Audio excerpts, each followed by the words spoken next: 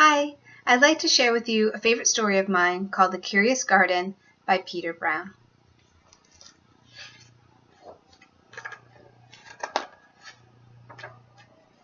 There once was a city without gardens or trees or greenery of any kind.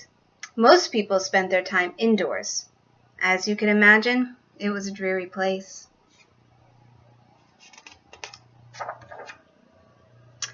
However, there was one boy who loved being outside. Even on drizzly days, while everyone else stayed inside, you could always find Liam happily splashing through his neighborhood. It was on one such morning that Liam made several surprising discoveries.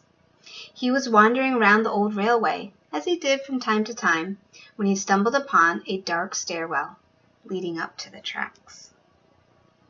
The railway had stopped working ages ago, and since Liam had always wanted to explore the tracks, there was only one thing for the curious boy to do. Where do you think he went? Liam ran up the stairs, pushed open the door, and stepped out onto the railway. The first thing he saw was a lonely patch of color. Wildflowers and plants were the last things he had expected to find up there. But when he took a closer look, it became clear that the plants were dying. They needed a gardener. Liam may not have been a gardener, but he knew that he could help. So he returned to the railway the very next day and got to work.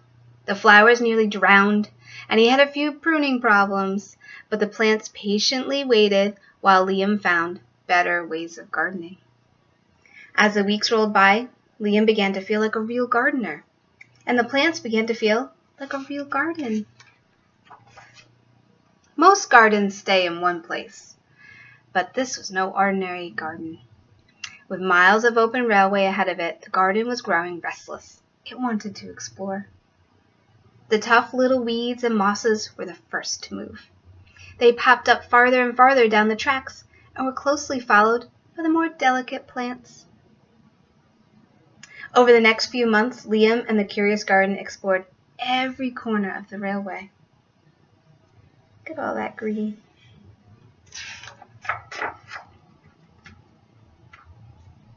He looks pretty happy.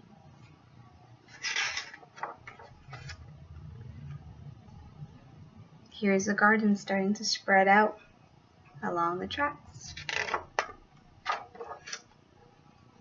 After spending his spring and summer and autumn with the garden, Liam's time on the railway was finally interrupted by winter. Heavy blankets of snow fell on the city that season, and for the first time since he'd become a gardener, Liam could not visit the plants. At least there are some other kids outside with Liam.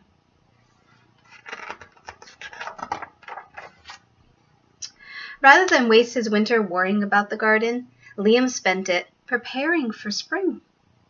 After 3 cold months, the snow finally began to melt, and Liam rolled his new gardening gear over to the railway. What do you think he's going to find? Winter had taken a toll on the garden. But thanks to Liam's planning, his handy new tools, and a little help from the sun, the plants soon awoke from their winter sleep. Oh, they look beautiful again. The garden had always wanted to explore the rest of the city, and that spring, it was finally ready to make its move. Once again, the tough little weeds and mosses set out first. They popped up farther and farther from the railway and were closely followed by the more delicate plants. The garden was especially curious about old, forgotten things. A few plants popped up where they didn't belong. Others mysteriously popped up all at once.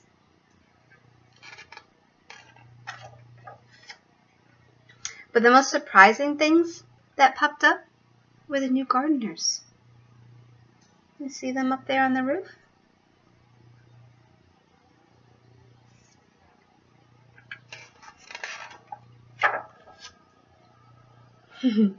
I would love to do that. Have you ever walked on moss with bare feet?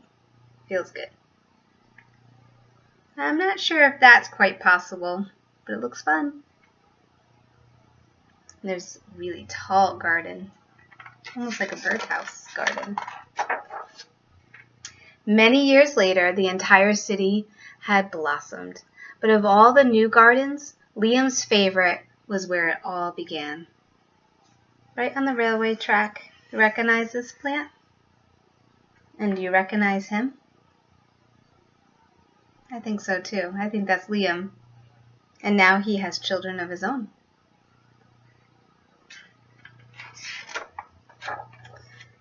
And lastly, here's a city with all the gardens blossomed. And it's kind of fun to go back to the beginning of the book. I'll keep my finger there. Look at the city as it started. Not really any gardens, just that little patch that he finds. And now it looks beautiful. Well, I hope you enjoyed The Curious Garden by Peter Brown as much as I do.